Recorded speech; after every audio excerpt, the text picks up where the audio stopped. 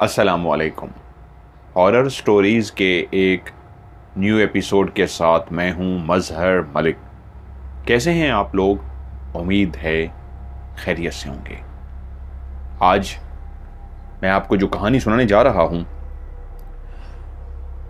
एक चार दोस्तों की ऐसी कहानी है, यकीनन जो आप पे खौफ से लर्जा तारी कर देगी। वहीं पे एक बहुत बड़ा सबके लिए मैसेज भी है। ये कहानी मुझे भेजी है फ़हीम ने, रावलपिंडी से।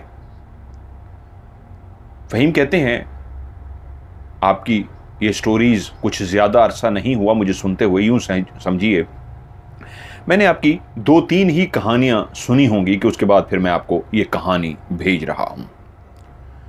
उसकी रीज़न ये है, अब उम्र इतनी ज़्यादा हो चुकी है कि आज भी लगता है जैसे कल का ये वाक़या हो। मेरे जितने भी यार दोस्त हैं उनको इस वाक़ये का पता है, और अक्सर वो कहते थे, यार ये तो इतनी ज़बरदस्त कहानी है, आपको किसी अखबार में, किसी रिसाले में या किसी वीडियो को रिकॉर्ड करके यूट्यूब पे डाल देनी चाहिए।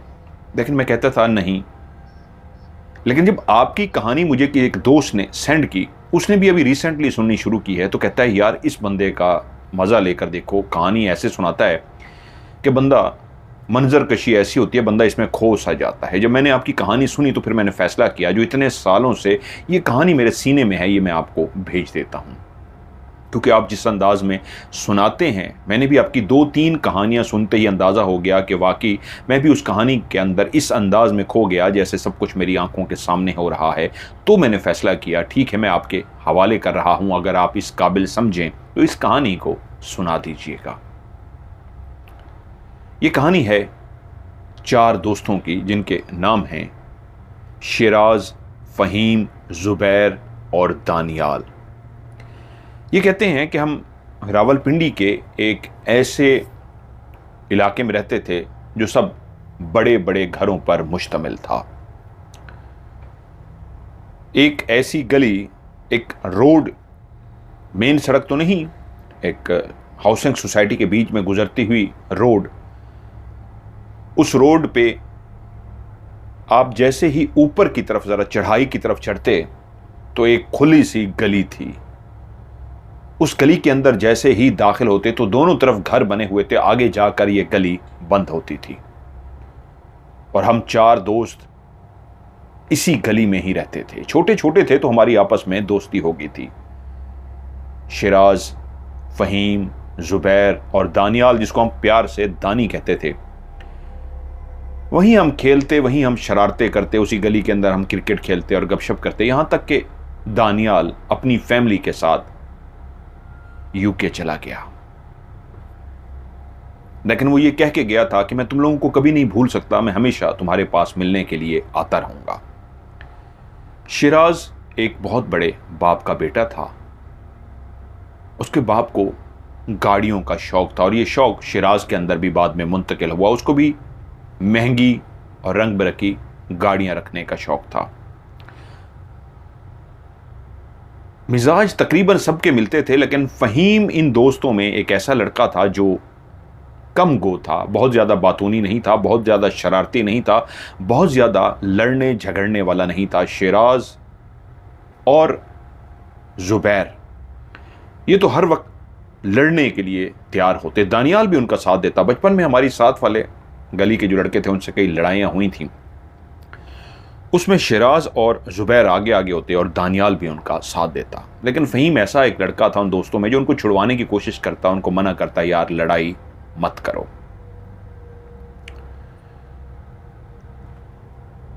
ये जिस गली में ये रहते थे, वहीं पे इनके अपने गांव के अंदर सबकी तकरीबन ज़मीनें भी मौजूद थीं। किसी के कारोबार थे, बिजनेस थे बहुत बड़े, और किसी की ज़मींदारी था।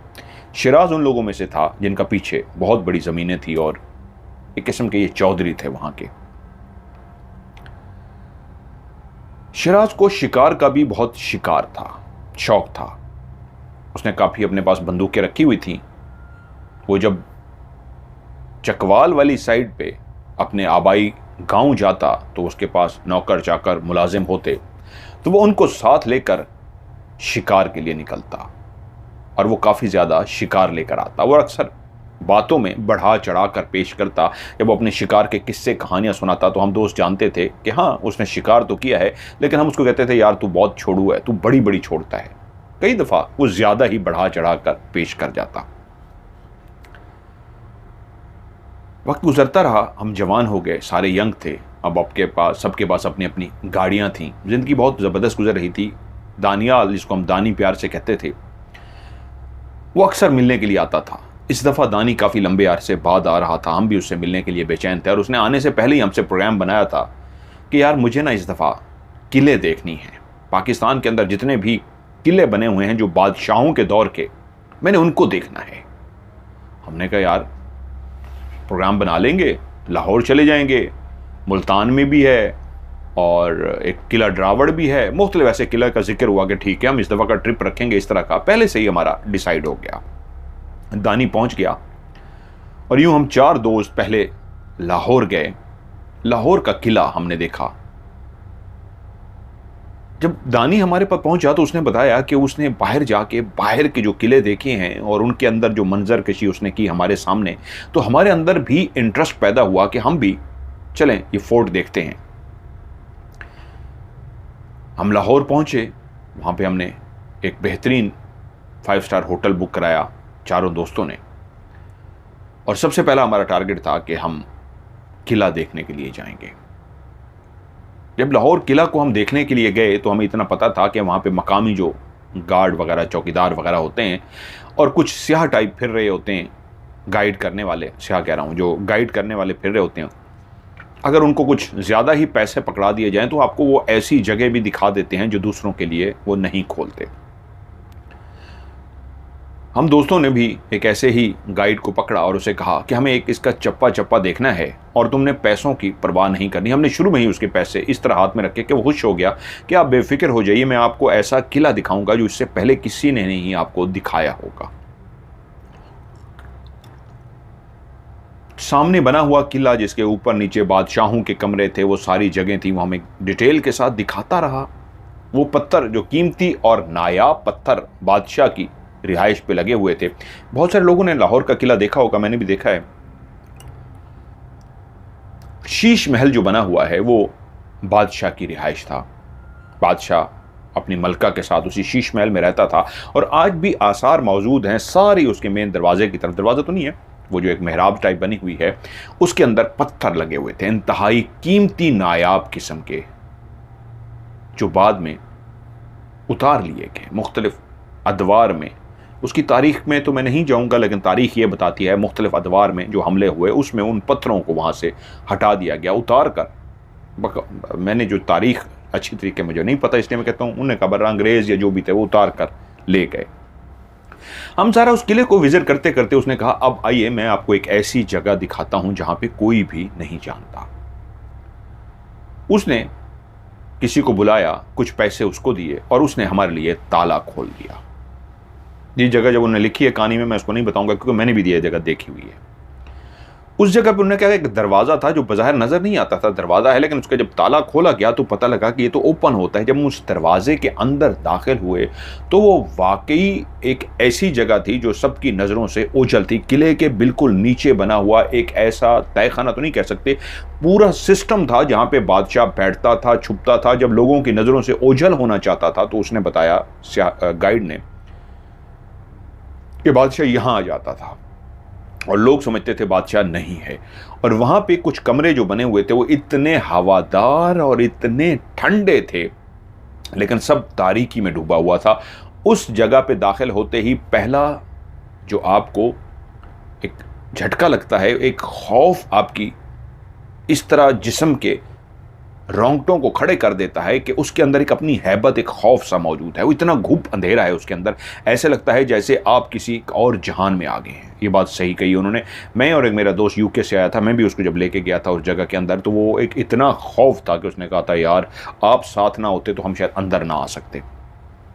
और उस तरह उसने हमें मुख्तलिफ चीज़ें दिखाई और बादशाह का वो कमरा जो छुपने के लिए था, जहाँ पे वो नीचे छुपता था लोगों की नज़रों से, इंतहाई ठंडा हवादार था, बहुत खूबसूरत था। लेकिन वहाँ पे एक खौफ सा महसूस हो रहा था, जैसे हमारे अलावा भी कोई और मौजूद हो। फ़हीम हम दोस्तों में ज़रा डरपोक सा था, तो उसने एक दफ़ा कहा भी सही हमें कि यार पता नहीं क्यों मुझे महसूस हुआ है कि जैसे पीछे से कोई गुजरा है। हमने कहा नहीं नहीं एवं तुझे महसूस हो रहा है, तू तो वैसे ही डरता रहता है। खैर उस वक्त हमने सारे किले को देखा और उस जगह पे जब हम पहुंचे जहां पे वो तलवारें, वो हथियार रखे गए थे, जहां पे इंसान को अजियत दे दे कर मारा जाता था, उस स्याह को हमने इतने पैसे दे दिए थे, शायद वो एक दिन में जितने भी लोगों को दिखाता वो उसको इतने पैसे जमा ना होते। क्योंकि हमारा दोस्त था दानी, यूके से आया था, तो इसलिए हमें स्पेशल उसको लेके आए थे। तो हमें पता था कि इसको इतने पैसे दे दें, ये हम पे पूरी फोकस करके हमें दिखाएगा ऐसी चीज़ें भी जो हम चाहते थे डिटेल से देखें। और वो अपने असर व रसूख पे पैसे मज़ीद आगे दे दे के वो चीज़ें भी हमारे लिए खुलवा रहा था जो औरों के लिए, अवाम के लिए नहीं थी। जब हम उस जगह पे पहुंचे जहां पे इंसान को अजियत देने के लिए ऐसे औजार, ऐसे हथियार, ऐसी चीज़ें इस्तेमाल की जाती थी, वहां पे फ़हीम ने कुछ देर तो देखा, लेकिन वो बाहर चला गया, वो डर गया था, वो ऐसी चीज़ें नहीं देख सकता था। लेकिन शिराज ने, ज़ुबैर ने और दानी ने खड़े होकर डिटेल से उन चीज़ों को देखा कि कैसे इंसान की उंगलियों को तोड़ने के लिए इस मशीन के अंदर उंगलियों को फंसा दिया जाता था और उसको ऊपर से टाइट किया जाता था ताकि उंगलियां टूटती जाएं, और अगर वो फिर भी बोलने पे मजबूर ना हो जो आप उगलवाना चाह रहे हैं उससे, तो उसकी उंगलियां तोड़ने के बाद भी अगर वो नहीं बोला तो उसके बाद एक और मशीन के अंदर उसके हाथ इस तरह नाखून, पहले नाखून खींचे जाते, यानी ऐसे खौफनाक औजार थे जिसको देख के एक लर्जा तैयार हो जाता था कि उस दौर में इंसान किसी बात को पूछगछ करने के लिए कि अगला शख्स अगर नहीं मान रहा तो उसको कितनी अजियत देता था। यानी आज के दौर में सजाएं देने के लिए इंसान के नाखून पलास जो होती है उससे खींच लिए जाते हैं। उस दौर में पलास नहीं थी, लेकिन उस दौर में भी ऐसे औजार बना दिए गए थे जो इंसान के नाखून को खींचते थे। ऐसे मशीनें, ऐसी चीज़ें बना दी गई थी जो इंसान की उंगलियों को तोड़ती थी। ऐसी मशीन जिसके अंदर इंसान का पूरा हाथ दे दिया जाता तो हाथ की हड्डियों को किरची किरची कर देता। वो ऊपर से टाइट करते थे तो कलाई की जो हड्डियां हैं बाकायदा किरची किरची हो जाती अंदर से कि उसका हाथ ख़त्म हो जाता, उसको कटवाना ही पड़ता, बोझ बन जाता। फिर ऐसी चीज़ें कि कैसे गर्दन को फंसाया जाता और कैसे गर्दन को तकलीफ़ दी जाती, वो तमाम चीज़ें दानियाल की ख्वाहिश थी, वो पूरे किले को देखना चाहता था, इसलिए हम भी देख रहे थे। तो उस पोर्शन के अंदर जहाँ पे इंसान को मुख्तलिफ़ किस्म की खौफनाक सज़ाएँ दी जाती थीं, जिस तरह डिटेल के साथ वो स्याह बता रहा था और हम देख रहे थे, तो कुछ देर के लिए लगा कि वाकई इंसान ने वक्त के साथ कितनी तरक्की तो कर ली, लेकिन जब भी इंसान किसी और इंसान को तकलीफ देने पे आता था तो एक दरिंदा बन जाता था। उस कमरे के अंदर मौजूद हमें ऐसा लग रहा था जैसे हम उस बादशाह के दौर में मौजूद हैं और बादशाह ने हुक्म दिया है कि इसको सजा दो, और वो शख्स जैसे ज़मीन पर लेटा हुआ है और एक हाथी दूर से चलता हुआ अपनी एक ज़ोरदार आवाज़ निकालता हुआ जैसे कह रहा हो, बोल पड़ो नहीं तो ये तुम्हें मार देंगे।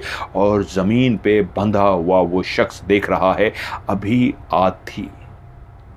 हाथी चलता हुआ आएगा और पहले उसके पेट के ऊपर, उसके सीने के ऊपर अपना एक पाँव रखेगा, और अभी पाँव सीने पे टच नहीं हुआ होगा, फिर से एक दफ़ा उसको कहा जाएगा कि बोल, और अगर वो नहीं बोलता तो हाथी अपना पाँव उसके सीने पे ना सिर्फ रख देगा बल्कि पूरा जोर डाल देगा, और जिसको सख्त सज़ा देनी होती तो हाथी दोनों पाँव उसके मुंह और सीने पे रख देता, कड़क कड़क की आवाज़ आती और उसकी हड्डियां टूट जाती।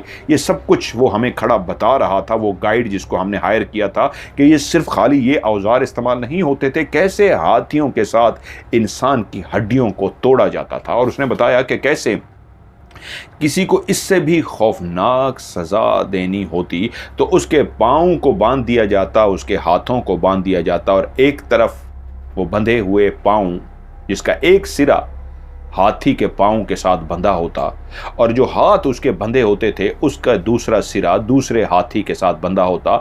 दोनों हाथियों के मुंह मुख्तलिफ सिमत में होते और दरमियान में वो बंधा हुआ शख्स इस अंदाज में उसको बांधा जाता था कि वो लोग या उसको अगर सजा देना मकसद होता तो हाथी जब जोर लगाते तो उसका वजूद दरमियान से 2 टुकड़ों में कट जाता। ये कितनी खौफनाक अजियत थी जो उस वक्त में इंसान दूसरे इंसान को देता था और बादशाह के सामने ही इस तरह ये उसको सजाएं दी जाती थी। वहीं दानियाल बताने लगा कि कुछ मुल्कों में जो मैंने विजिट किया है वहाँ पे तो ऐसी सजाएं भी थीं कि जहाँ पे शेर के पिंजरों में शेर को लाया जाता और बादशाह और ऊपर उसके जो ख़ास वज़रा होते वो बैठ कर देखते।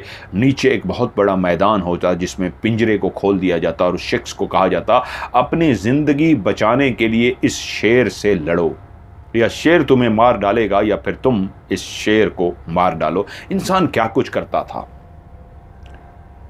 उस किले को देखते हुए शायद कई दफ़ा हम तस्वीरों में वीडियो में पहले देख चुके थे, लेकिन इतनी बारीकी से जो उस गाइड ने हमें गाइड किया था हमारे अंदर भी एक इंटरेस्ट पैदा हो रहा था कि इनकी तो बहुत तारीख है, क्या कुछ होता रहा है। और स्पेशली जब आप उस हमाम में बैठे हों जहाँ पे बादशाह अपने लिए गर्म और ठंडे पानी को मिक्स करवा के टेम्परेचर उस अंदाज में सेट किया जाता था कि जिस तरह का मौसम है, गर्मी है तो शदीद ठंडा पानी और अगर सर्दियाँ हैं तो इंतहाई ऐसा गर्म पानी जो बिल्कुल बादशाह के मिजाज के मुताबिक हो, ना बहुत ज़्यादा गर्म ना बहुत ज़्यादा ठंडा, जिस पे 3-3 घंटे लगते थे।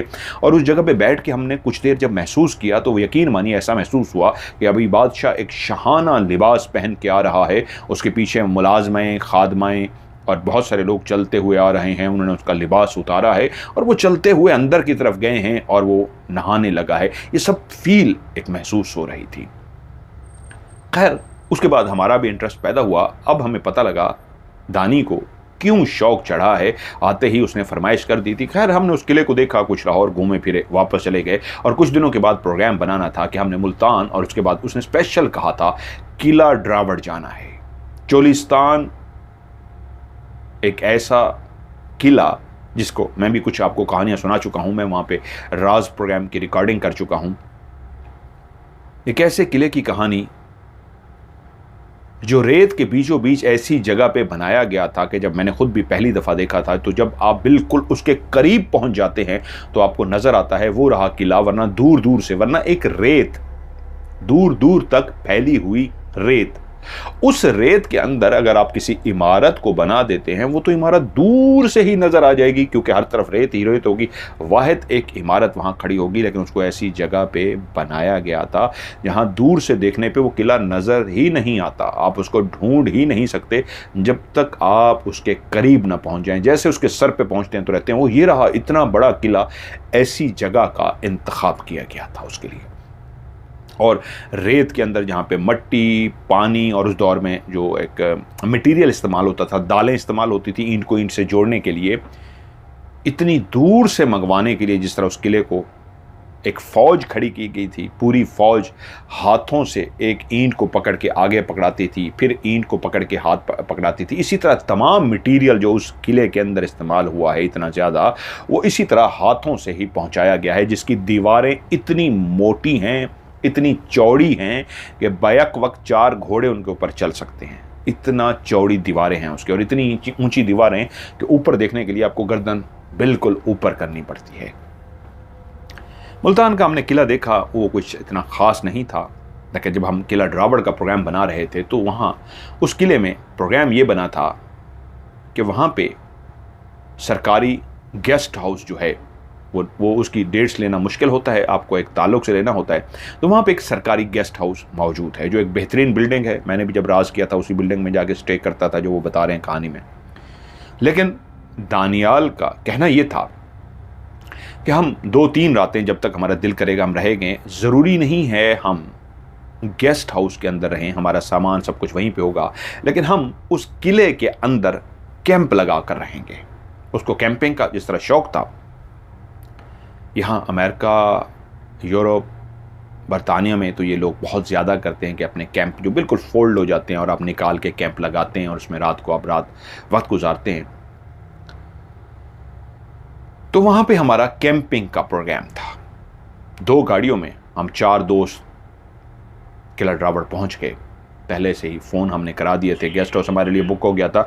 जो गेस्ट हाउस था उसके लिए पहले से ही बात करनी पड़ती, हमें वेट करना पड़ा। जब वो अवेलेबल हुआ तो हम वहाँ पहुँच गए। 3-4 दिन वो गेस्ट हाउस हमारे पास था। हम वहाँ पहुँचे, शाम को अंधेरा होने लगा था। हमने जाकर वहाँ पे सामान वगैरह रखा। वहाँ का एक मकामी मुलाजिम जो हमारे साथ मुस्तकिल तौर पे हमें दे दिया गया था, उसका नाम था कमर। मकामी बंदा, उन्होंने कहा था वो हर वक्त आपके साथ होगा, कोई चीज़ भी आपको ज़रूरत होगी आप उसको बोलेंगे, वो आपके लिए अरेंज कर देगा। काफ़ी लंबा सफ़र था जो हम गाड़ियों पे तय करके पहुँचे थे, तो हम बहुत ज़्यादा थक गए थे। जाते ही हम गेस्ट हाउस में गए, हमारे लिए खाने का एहतमाम कर दिया गया। वो गेस्ट हाउस यूँ समझिए एक रेत के अंदर बना हुआ एक ऐसा ज़बरदस्त शानदार गेस्ट हाउस है जिसके अंदर लकड़ी के खूबसूरत बेड लगे हुए हैं, जैसे एक 5 स्टार 4 स्टार होटल के बेड होते हैं। डाइनिंग टेबल जिस पे बैठ के आप नाश्ता करते हैं, डाइनिंग टेबल खाने के लिए आपकी लगी हुई है। शावर लेने के लिए बेहतरीन वॉशरूम है, जैसे एक शहर का मंजर होता है, क्योंकि उस गेस्ट हाउस के अंदर पाकिस्तान के VIPs जाकर रहते हैं। तो उस गेस्ट हाउस में जब हम किला ड्रावड़ में दाखिल हुए तो अंदाज़ा हुआ तो ये तो हम रेत ही रेत में आ गए हैं। चारों तरफ हद निगाह रेत ही रेत थी। लेकिन शुक्र था वो गेस्ट हाउस बिल्कुल ऐसा मंजर था जैसे हम शहर के किसी गेस्ट हाउस में हैं। अब हमने बैग वगैरह रखे, जाकर पहले फ्रेश हुए, शावर लिया। हमारे लिए खाने का बंदोबस्त कर दिया गया था, हमने खाना खाया। दानियाल की ख्वाहिश थी कि अभी हम बाहर निकलें और किला को देखें। मैंने कहा, फ़हीम कहते हैं कि यार अब थक गए हैं, इतनी लंबी ड्राइविंग की है, कमर सीधी करनी चाहिए, क्या ख्याल है, अभी तो हमारे पास काफ़ी दिन है, सुबह ना चलें, और वैसे भी रात हो गई है, रात को क्या देखेंगे, टॉर्च तो हमारे पास है, हमारे पास है, लेकिन टॉर्च में क्या देखने का मज़ा। हाँ, सुबह की रोशनी में पहले हम सारा किला देख लेंगे, जब वो सारा हमने खंगाल लिया उसके बाद हम कैंप भी वहीं पे लगा लेंगे, और रात को जो चीज़ें देखने वाली होगी, जो आप फील करना चाह रहे हो उस किले को, वो भी हम रात को देखेंगे। यूँ हम लोग खाना वगैरह खा के बैठ के गपशप करते रहे, सिगरेट पीते थे हम लोग, सादा सिगरेट बैठ के पीते रहे, गपशप होती रही, और यूँ हम रात को सो गए। सुबह उठे, कमर जो हमें मकामी बंदा हमारे लिए वहाँ पे मुस्तकिल मौजूद था, हमारे लिए नाश्ता वगैरह तैयार कर चुका था। शावर वगैरह लेने के बाद हमने नाश्ता किया और यूँ हम किला को देखने के लिए किले के अंदर पहुँच गए।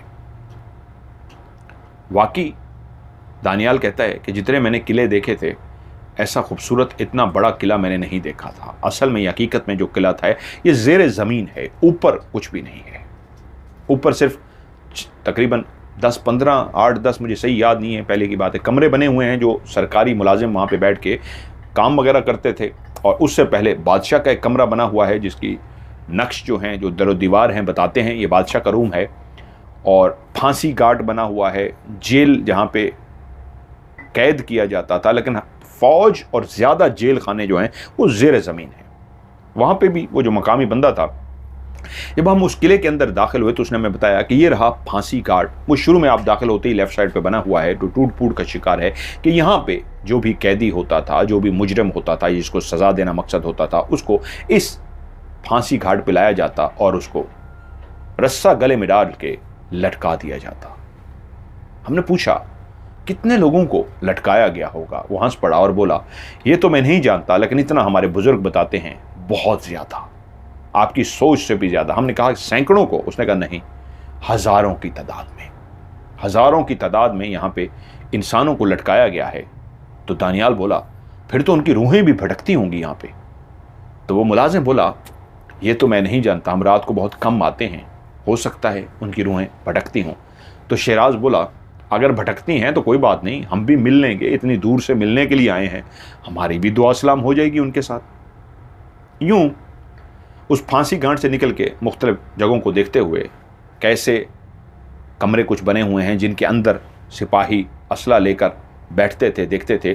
फिर एक कोने पे बना हुआ सबसे ऊंचा मकाम जहाँ पे मुसलसल 2-3 लोग हर वक्त मौजूद होते थे जो दूर दूर तक देखते रहते थे कि कहीं से भी कोई फ़ौज, कोई इंसान, कोई ख़तरे का एहसास हो तो वो फ़ौरन सबको अलर्ट कर देते थे कि ख़तरा है, कोई आ रहा है, अलर्ट हो जाओ।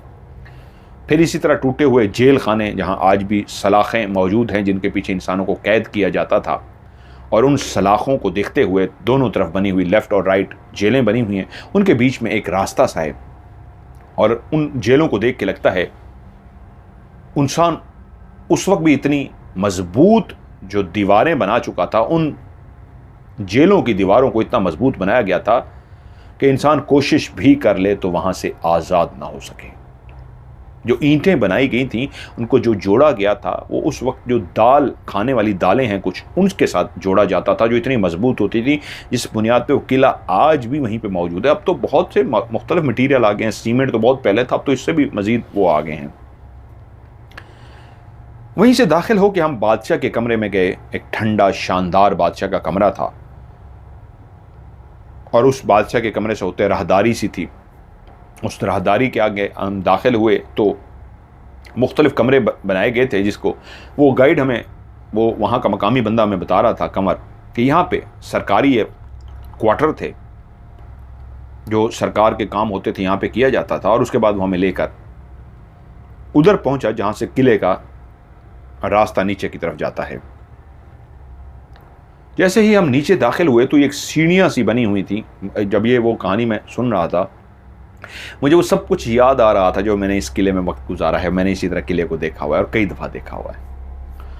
कहते हैं जब हम जो सीढ़ियाँ नीचे के गए, वहीं पे एक ठेला सा पड़ा हुआ था। वो ठेला होता था कि जब रेल की पटरी, रेल की ट्रैक बिछाया जाता था जहाँ पे ट्रेन के इंजन चलते थे, तो वहाँ पे बादशाहों के लिए एक ठेला उसको कहा जाता था, जिसको बहुत भारी भरकम लकड़ी का और लोहे का बना होता था। उसको लोहे के पहिए होते थे, उसको उस ट्रैक पे रख दिया जाता था।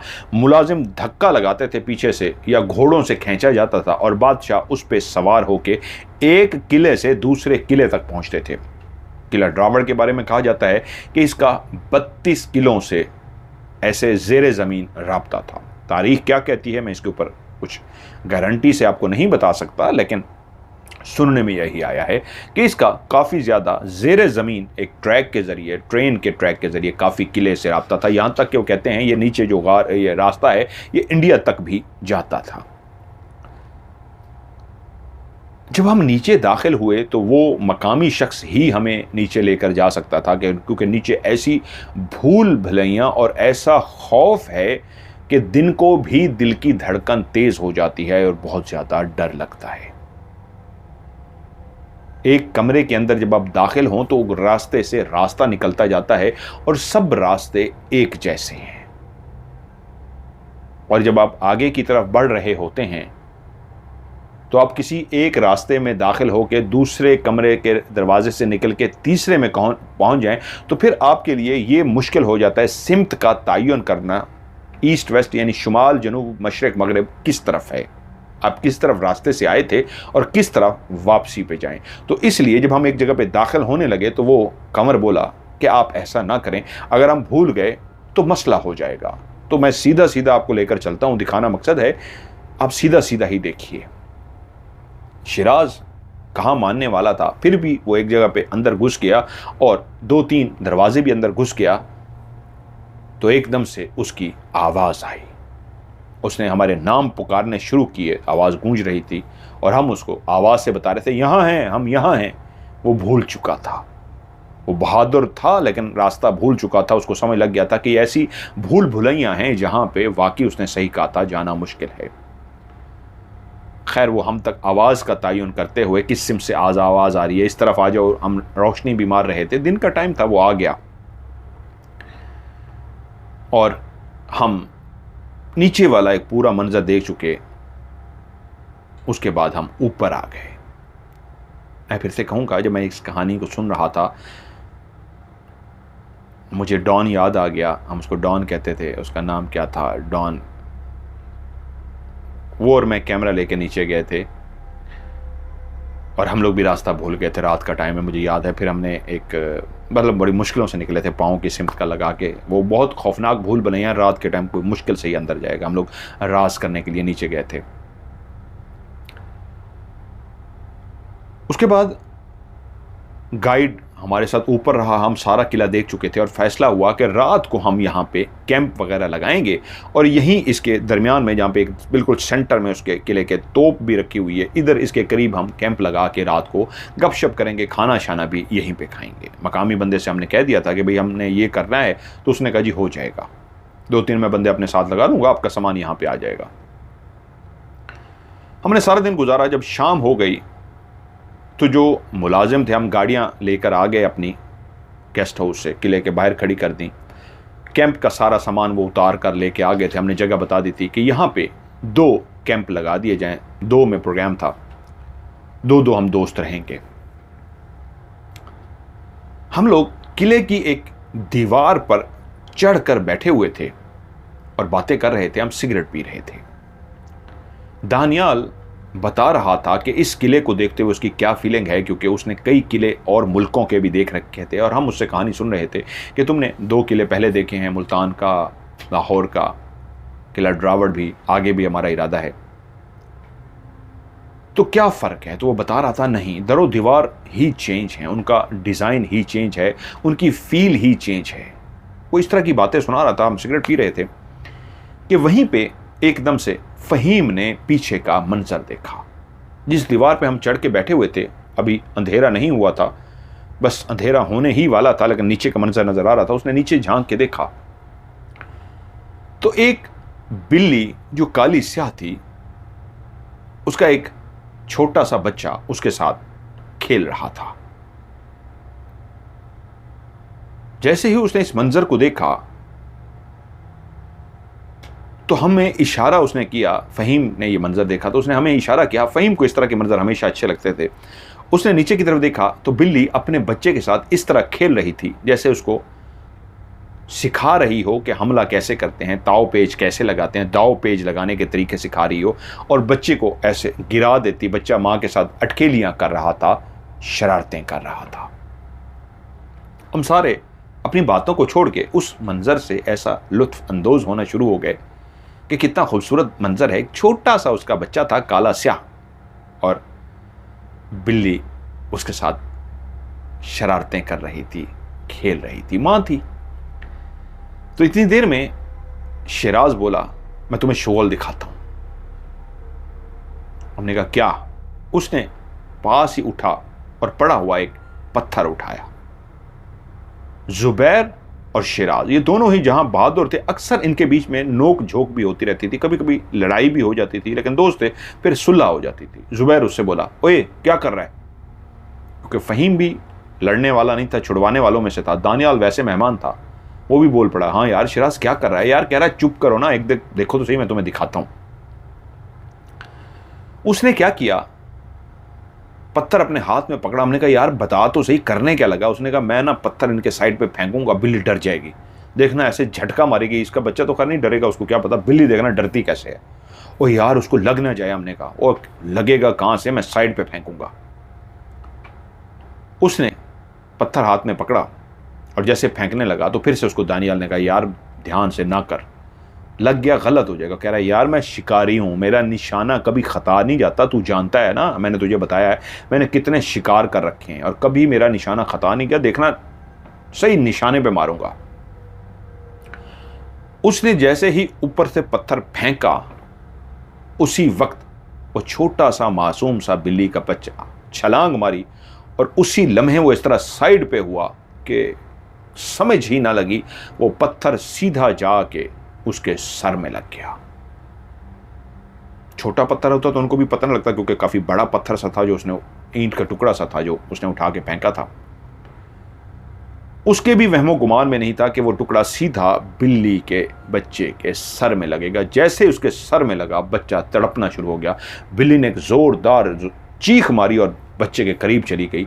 बच्चा तड़प रहा था। देखते ही देखते बिल्ली का बच्चा तड़प तड़प कर मर गया। अब हम सारे चारों दोस्त ऊपर से किला ड्रावड की दीवार पे बैठे इस मंजर को देख रहे थे और नीचे बिल्ली का बच्चा मर चुका है। बिल्ली चीख रही है, इतनी खौफनाक आवाज़ें निकाल रही है। उसकी आंखें ऊपर की तरफ देखती हैं, उस सिमत बैठे हुए शिराज को जैसे पहचान चुकी हों, और वो बिल्ली हम चारों को नहीं, बार बार शिराज को ऊपर की तरफ देखे और अजीब व गरीब गुर्राहट वाली आवाज़ें निकाल रही हो, जैसे वो गुस्से से पागल हो चुकी हो। वो अपने बच्चे को, जो खून में लथपथ था, टूट चुका था, जिसका खून बह चुका था, उसके मुंह को चाट रही थी अपनी ज़ुबान से। और हम सारे चुप से हो गए थे कि ये क्या हरकत की है शिराज ने। हमने इसे कहा भी था ऐसी हरकत मत करना, लेकिन देखो क्या किया है इसने। और उसी लम्हे बिल्ली ने बच्चे के साथ जो कुछ देर लगी रही, एकदम से दीवार पे चढ़ने की कोशिश की। किला ड्रावड़ की दीवार इतनी ऊंची है कि अगर आपको ऊपर की तरफ देखना हो कि दीवार कहां पे खत्म हो रही है, तो पूरी गर्दन ऊपर करनी पड़ती है, तब जाके आपको दीवार की ऊंचाई नजर आती है। वो मासूम कहां चढ़ सकती थी, लेकिन फिर भी उसने ऊपर से चढ़ी, कुछ ऊपर तक गई, नीचे गिर गई। फिर उसने चढ़ने की कोशिश की, फिर नीचे गिर गई, फिर चढ़ने की कोशिश की, फिर नीचे गिर गई। वो नहीं चढ़ सकती थी। तभी दानियाल बोला, शिराज तुझे मना किया था, तूने उस मासूम को मार डाला। यार तेरा दिमाग खराब है, ये तू बचपन से करता आ रहा है, तू बदला नहीं है, इतना बड़ा हो गया यार, शर्म कर। उसी वक्त जुबैर तल्ख लहजे में बोला, ये है ही घटिया शख्स, इसको हमेशा से यही समझाता है, मेरी लड़ाई भी इससे हमेशा इन्हीं भरकतों की वजह से होती है। इसको हमेशा कहा है यार ना किया कर, ये फिर भी बाज नहीं आता, देखो अब फिर कर दिया। शिराज दानियाल की बात पे तो कुछ ना बोला, लेकिन जुबैर से बोला, ओए तू चुप कर, मैंने मारना नहीं था इसको, मैं तो डरा रहा था, साइड पे फेंकना था, उसको लग गया, मैंने मारा थोड़ा, मेरा मकसद कोई मारना था। तो जुबैर ना गुस्से में बोला, तू बोल किस तरह रहा है? तो उसने कहा तू किस तरह बोल रहा है? तो दोनों इस तरह गर्म हो गए जैसे लड़ने की पोजीशन हो गई हो। फहीम एकदम से बीच में आकर है, यार फिर से शुरू हो गए, और दानियाल भी आ गए, ये क्या कर रहे हो? तो शिराज बोला, यार ये इस तरह मेरे से बोल रहा है जैसे मैंने जान के मारा है, मेरे ऊपर इल्जाम लगा रहा है कि मैंने जान के मार दिया। मैंने जान के थोड़ा मारा है, मैं तो शुगर लगा रहा था तुम लोगों के साथ कि देखना पत्थर गिरेगा डर जाएंगे, और मुझे क्या पता था उस बिल्ली को लग जाएगा, बच्चे को लग जाएगा। खैर बड़ी एक अजीब सी सूरत हाल पैदा हो गई। फहीम छोटे दिल का मालिक था, हमेशा से छुड़वाने वालों में से था। फहीम बार बार बिल्ली के बच्चे की तरफ देखे, हाय मासूम माँ के दिल के ऊपर क्या गुजरी है। बिल्ली अभी तक गुर्रा रही थी और बार बार ऊपर की तरफ देख रही थी, जैसे कह रही हो, जुबान नहीं थी उसके पास, वरना कह सकती तुमने मेरा बच्चा, मेरा लख्ते जिगर को मार डाला, मैं तो तुम्हारे टुकड़े टुकड़े कर दूंगी, मैं तुम्हें ख़त्म कर दूंगी। लेकिन वो मासूम दीवार पे चढ़ती और गिर जाती, दीवार पे चढ़ती और गिर जाती। तल्ख कलामी की वजह से अभी माहौल ज़रा अजीब सा हो चुका था, और दानियाल ने फिर कहा, अब लड़ना मत, इसलिए हम नहीं आए कि तुम लड़ो, अब चुप रहना, जो भी तुम दोनों में बोलेगा फिर से लड़ाई हो जाएगी। फहीम बोल पड़ा, यार प्लीज़ अब लड़ना मत, लेकिन मैं नीचे की तरफ देख के मेरे दिल को कुछ हो रहा है, यहाँ से चलो, वो देखो उस माँ का जिगरा देखो कैसे तड़प रही है, कैसे चीख रही है, कैसे बेचैन है ऊपर आने के लिए। तो तभी शिराज ने नीचे की तरफ मुंह किया और बिल्ली से कहा, मैंने मारना नहीं था तेरे बच्चे को, तू इस तरह चीख रही है जैसे मैंने मारा है, जान के मारा है तेरे बच्चे को, मैंने तेरे बच्चे को मारना नहीं था, मैं तो डरा रहा था, वो तेरा बच्चा ही इस तरफ आ गया, चल मैं तुझसे सॉरी करता हूँ, माफ़ कर दो मुझे, मैं माफ़ी मांगता हूँ तुमसे, सॉरी करता हूँ, मैंने जान के नहीं मारा। वो बिल्ली से माफ़ी मांग रहा था, सॉरी कर रहा था, लेकिन वो बेजुबान जानवर क्या जानती सॉरी क्या होता है, माफ़ी क्या होती है। वो तो ये जानती थी मेरा बच्चा मार डाला। उसने सॉरी वगैरह की इस अंदाज में की, और जब वो सॉरी कर रहा था तो उसने अपने हाथों को भी ऐसे ज़ोर से जोड़ के नीचे कहा कि अच्छा ठीक है माफ़ कर दो। तो बिल्ली एकदम, उस वक्त हमने बिल्ली के अंदर से एक ऐसा गुस्सा देखा जब वो माफ़ी मांगते मांगते इस अंदाज में बोला, अच्छा ठीक है ना, ये देखो हाथ जोड़ रहा हूँ, माफ़ कर दो। लहजा तो उसका तल्ख था बिल्ली से कहते हुए, हाथ भी जोड़ रहा था, लेकिन हमने उस वक्त बिल्ली की आंखों में ना एक ऐसी दहशत देखी, उसकी आंखों में एक ऐसा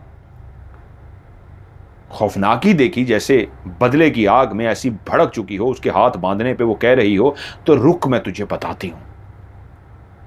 हम कुछ देर वहां से बैठे और उठ गए। उधर थोड़ी देर के बाद उन लोगों ने हमारे कैंप लगा दिए थे।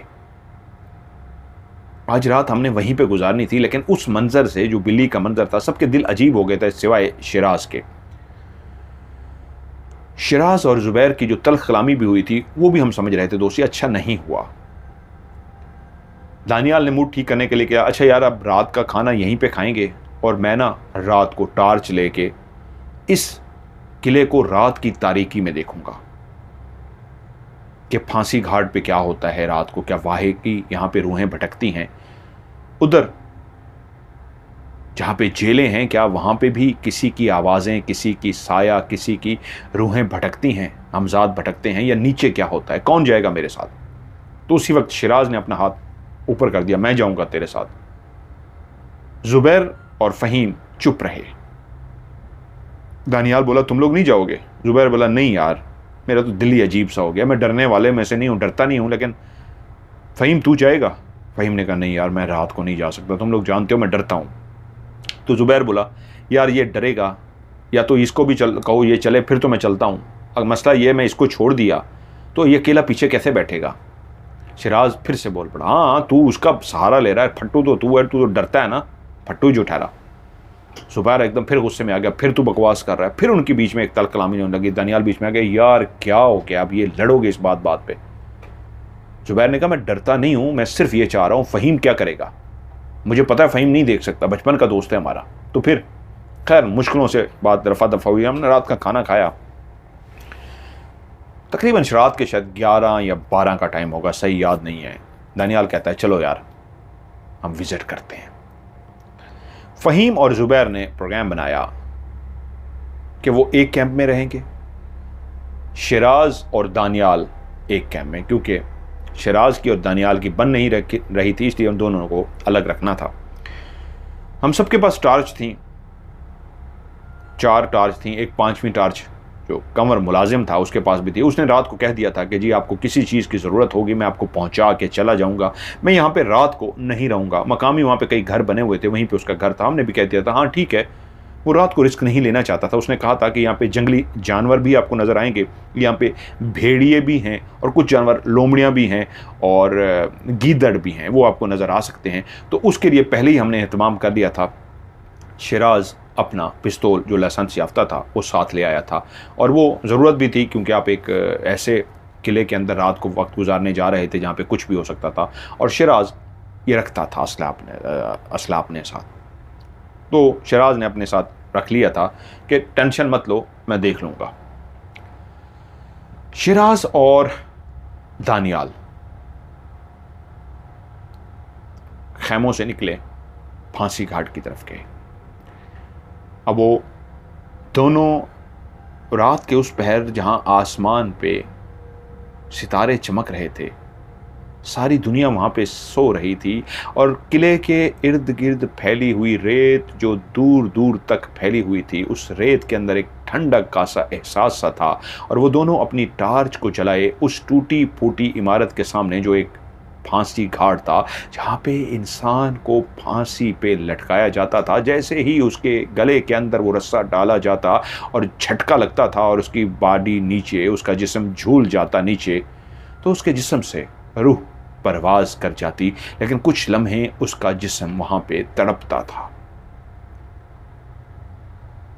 ऐसे ही मंजर कशी वो दोनों कर रहे थे, खड़े देख रहे थे कि कैसे यहाँ पे इंसान तड़पता होगा और हो सकता है उसकी रूहें भटकती हों। तभी खड़े हुए शिराज ने कहा, हो सकता है अभी भी हमारे इर्द गिर्द किसी की भटकती रूह, किसी का हमजाद मौजूद हो। उसने वैसे मजाक में कहा, कोई हमारे पास तो नहीं है क्या, किसी की रूह यहाँ पे है, जैसे बोलते हैं। तो शिराज ऐसे जुमले भी बोल रहा था कि देखते हैं क्या है, कोई है हमारे पास। इधर उधर टार्च उसने की, लेकिन कुछ भी महसूस ना हुआ। फांसी घाट से चलते हुए उस किले को, जिसको दिन की रोशनी में वो देख चुके थे, चलते चलते वो जेलों के अंदर चले गए। लेकिन जैसे ही वो जेलों के अभी दरवाजे पे पहुंचे थे तो अंदर शायद चिमगादड़ मौजूद थी, फड़फड़ाती परों के साथ। जैसे ही चिमगादड़ बाहर निकली तो वो दोनों आगे से हट गए, वरना चिमगादड़ उनसे टकरा जाती। एक अजीब सी स्मेल फैली हुई थी। कई सालों से बंद ये बिल्डिंग जो जेल थी, उसके अंदर टॉर्च लेके रात के टाइम फिर रहे थे। उधर फ़हीम और जुबैर जो अपने खैमे में बैठे बातें कर रहे थे। फ़हीम ने कहा था, यार तूने सोना है सो जा, मुझे तो नींद नहीं आएगी खौफ की वजह से, तू जानता है मैं डरता हूँ। जुबैर ने कहा, नहीं मैं जानता हूँ तू डरता है, इसलिए मैं भी जागूंगा, तू परेशान मत हो। वो दोनों बैठे बातें ही कर रहे थे कि उनको एक ज़ोरदार कहका सुनाई दिया। जुबैर बोला, देख रात के टाइम भी बाज नहीं आ रहा, कैसे कहके लगा रहा है, पागल है ना। सारी दुनिया सो रही है, भी इतना ऊंचे ऊंचे कहके लगाने की क्या ज़रूरत है। पता नहीं इसको कौन सा ऐसा लतीफ़ा याद आ गया या ऐसी कौन सी बात याद आ गई है, इतने ज़ोर से इसने कहका लगाया। पागल है यार, इसलिए तो मैं लड़ता हूँ इससे। उधर वो दोनों जेल का बगौर मुआयना रात को करके चलते हुए आगे की तरफ गए, जहाँ पे बादशाह का वो कमरा बना हुआ था। बादशाह के कमरे के अंदर उन्होंने विज़िट किया। वहाँ पे भी एक खामोशी, अंधेरा, रात का सन्नाटा, और वो रोशनी जो उनके हाथ में थी, टार्च से निकलने वाली रोशनी, उनकी आंखों को वो मंजर दिखा रही थी जहाँ जहाँ पे वो रोशनी पहुँच रही थी। बाकी हर तरफ अंधेरा था और वो दोनों आहिस्ता से चलते हुए एक एक कोने को, एक एक जगह को देख रहे थे। रात के टाइम उस वक्त वो उस बंद इमारत की हैबतनाकी को महसूस करना चाह रहे थे कि रात के टाइम बंद ये इमारत कितनी हैबतनाक हो जाती है। उस जगह पे भी उनको काफ़ी चिमगादड़ों का सामना करना पड़ा। वो दोनों बादशाह के रूम से होते हुए जब क्वार्टरों की तरफ से आए तो उनको जोरदार कहका सुनाई दिया। शिराज बोला, देखा है दानी, देखा तूने? अब वो बैठा इतने जोर जोर से कहके मार रहा है रात के इस टाइम। तुझे उस वक्त तो बड़ा ये कर रहा था, वो बड़ा था, खैर खा कर रहा था, अब देख बैठा कहके मार रहा है जोर से। दानी बोला, अच्छा यार अगर हंस रहे हैं दोनों तो इसमें क्या है, बैठे बातें कर रहे हैं ना, चल आगे चल। वो दोनों आगे की तरफ गए। वो मुख्तलिफ कमरों को देखते देखते देखते जब उन कमरों से बाहर निकले, अब उनका फैसला था कि हम नीचे सीढ़ियों की तरफ जाते हैं। उन्होंने टार जलाई। अब शायद सुना है मैंने सीढ़ियां बंद कर दी हैं, उनको रास्ते को रोक दिया कि लोग नीचे ना जा सकें, लेकिन पहले तो वो खुली हुई थी, मैं भी नीचे गया था। वो सीढ़ियों के जैसे ही नीचे उतरे हैं, ऊपर वाली मंजिल इतनी खौफनाक थी रात के अंधेरे के अंदर, घुप अंधेरे के अंदर, लेकिन रात को जैसे ही वो दाखिल हुए हैं तो दानियाल दाखिल होते ही बोला, यार रात को तो ये ज़्यादा खौफनाक है, नहीं हम आगे नहीं जा सकेंगे। शराद बोला, यार डरता क्यों है, थोड़ा सा तो चल, अब आए हैं तो क्या हो गया। वो बोला, शिराज रास्ता भूल गया ना, तो सुबह निकलेंगे, और सुबह भी कोई अगर बचाने आया तो वो दोनों तो नहीं नीचे आ सकते, ना रास्ते को जानेंगे, वो किसी मकामी बंदे को लेके आए, वो सारे किले को अगर जानते हुए वो ढूंढेंगे तभी अभी निकालेंगे। तू भूल गया दिन को, तू कैसे रास्ता भूल गया था, कैसी भूल भुलाइयाँ। शराद बोला, तो यार मैं कब कह रहा हूँ कि हम उन रास्तों की तरफ जाते हैं जो भूल भुलाए, ये रास्ता तो सीधा जा रहा है ना, सीढ़ियों से आप उतरे तो ये सीधा जो रास्ता जा रहा है ये एंड तक जहाँ तक जाता है, हम इसमें चलते हैं, जो कमरे हैं साइडों पे बने हुए हैं उसमें दाखिल नहीं होते। दानी बोला, अच्छा चल ठीक है यार, थोड़ा सा आगे जाते हैं फिर वापस आ जाएंगे। अच्छा कह रहे चल यार थोड़ा सा तो चल। अब वो दोनों 15-20 कदम ही चले होंगे कि पीछे से उनको चीख की आवाज़ सुनाई दी। दानी और शिराज दोनों ने उस चीख की आवाज़ को सुना। जुबैर या फ़हीम में से कोई डर गया था, और ऐसी ज़ोरदार चीख थी कि खौफ की वजह से वो दोनों ने कहा, यार ये तो वो डर गए हैं, लगता है कुछ है, कोई मसला हो गया, कोई जानवर ना आ गया हो। तो शिराज ने फौरी तौर पे अपना जो पिस्तौल उसने अपने साथ रखा हुआ था, उसने उसकी तरफ देखा, कह रहे चल यार चल चल चल, लगता है कोई ख़तरा है, उनको कोई गड़बड़ हो गई है। वो दोनों सीधा सीधा वापस आ गए, उन सीढ़ियों से चढ़ते हुए ऊपर आ गए। उधर जब गए खैमों की तरफ, कैंप जो लगे हुए थे, तो जुबैर और फ़हीम बाहर निकल के खड़े थे। वो दोनों परेशान थे। वो भागते उनके पास पहुंचे और कहा, क्या हुआ? तो जुबैर ने कहा, तुमसे पूछ रहे हैं क्या हुआ है। वो कह रहे हैं तुमने चीख मारी है। शिराज बोला, हम लोग इसलिए भाग के आ गए कि शायद कोई खतरा है, जानवर आ गया, ये क्या हुआ है। वो बोला, नहीं मैंने कहा चीख मारनी थी। तो उसने कहा, क्या फ़हीम ने मारी है? उसने कहा, नहीं नहीं इसने भी नहीं मारी। तो फिर किसने मारी है? उन्होंने कहा, हम तो यही डर के बाहर निकले कि तुम लोग डर गए हो, नीचे तुम्हारी कोई चीख सुनाई दी है, हम परेशान हो गए, बाहर निकले कि यार क्या हुआ है, तुम लोगों ने चीख मारी है। दानी बोला, अरे एक मिनट भाई, हमने तुम्हारी चीख सुनी है। जुबैर बोला, भाई हम में से किसी ने नहीं चीख मारी, ना फ़हीम ने ना मैंने, हमने तुम्हारी चीख सुनी है। अब वो चारों एक दूसरे की तरफ इस बात को समझ नहीं देख पा रहे समय कि किसकी चीख थी। उन दोनों ने भी सुनी थी जो अंदर थे तहखाने में, इन दोनों ने भी सुनी थी जो खेमे में बैठे हुए थे। कह रहे यार हम बैठे हुए थे, बातें कर रहे थे कि एकदम से चीख की आवाज़ आई है। जुबैर बोला, और तू हंसे जा रहा था मुंह फाड़ फाड़ के ज़ोर से। शिराज बोला, और तेरा दिमाग ख़राब तो नहीं हो गया? मैं कहाँ हंस रहा था, इससे पूछ दानी से। तुम्हारे हंसने की आवाज़ आ रही थी, हम उधर खड़े थे उन कमरों में। मैंने कहा देख यार रात के टाइम किस तरह ज़ोर ज़ोर से हंस रहा है। जुबैर बोला तेरी ना झूठ बोलने की आदत नहीं गई, खुद ही हंस रहा था और मेरे ऊपर तू इल्ज़ाम लगा रहा है। ओए फ़हीम बता, ये हंस रहा था कि नहीं? फ़हीम ने गर्दन हिला दी कि हाँ हंस रहा था। कह सुन लिया, तू हंस रहा था। अब शिराज को तब चढ़ गया कि यार तू मेरे ऊपर झूठा इल्ज़ाम लगा रहा है, मैंने तुझे कहा भी है मेरे ऊपर इल्ज़ाम ना लगाई। उसका मूड सुबह से उस बिल्ली से ही ख़राब हो गया था। मैंने नहीं कहका लगाया। तो जुबैर बोला तूने लगाया है, मान ले इस बात को, इसमें क्या है? तो शिराज बोला यार तूने लगाया है। और तू तो बढ़ती गई। दानी बीच में आ गया कि यार क्या हो गया, कहके की आवाज़ अगर आई है तो चीख की आवाज़ भी तो आई है। अगर तुम दोनों ने चीख की नहीं मारी, हमने भी नहीं मारी, हम दोनों ने चीख की आवाज़ को सुना है ना, चारों ने सुना है। उन्होंने कहा तो हम में से इसका मतलब है किसी और की चीख थी। और जहाँ तक कहके की बात है, एक सेकंड, मुझे जो समझ आ रही है, मैंने और शिराज ने भी ये कहका सुना है और जुबैर और फ़हीम तुम दोनों कह रहे हो तुमने कहका नहीं लगाया। उन्होंने कहा नहीं, बल्कि तुम कह रहे हो तुमने भी ये कहका सुना है। कह रहे हाँ। तो कह रहे कहका हमने भी नहीं लगाया, कहका तुमने भी नहीं लगाया, कहका दोनों ने सुना है, हमने भी सुना है, तुमने भी सुना, और चीख भी हम दोनों ने सुनी है, तुम दोनों ने भी सुनी है। ये क्या है? अगर कहका भी तुमने नहीं लगाया, हमने नहीं लगाया, तो कहका किसका था? और फिर ये चीख किसकी है? ये तो क्लियर थी और ये अंदर से ही आई है। क्या हमारे अलावा कोई मौजूद है? क्या कोई हमें डरा रहा है? शिराज ने कहा अगर डरा रहा है कोई मौजूद है तो डरना किस चीज़ का? मैं सीधा गोली चला दूंगा उस पर, साले पे अगर आया तो मैं तो सर फाड़ दूंगा उसका। फ़हीम बोला नहीं यार मुझे तो डर लग रहा है, मुझे लग रहा है इस टाइम कौन आके हमें डराएगा, क्यों हमें डराएगा? मुझे तो यार डर लग रहा है, हम लोग उधर ही चलते हैं वापस।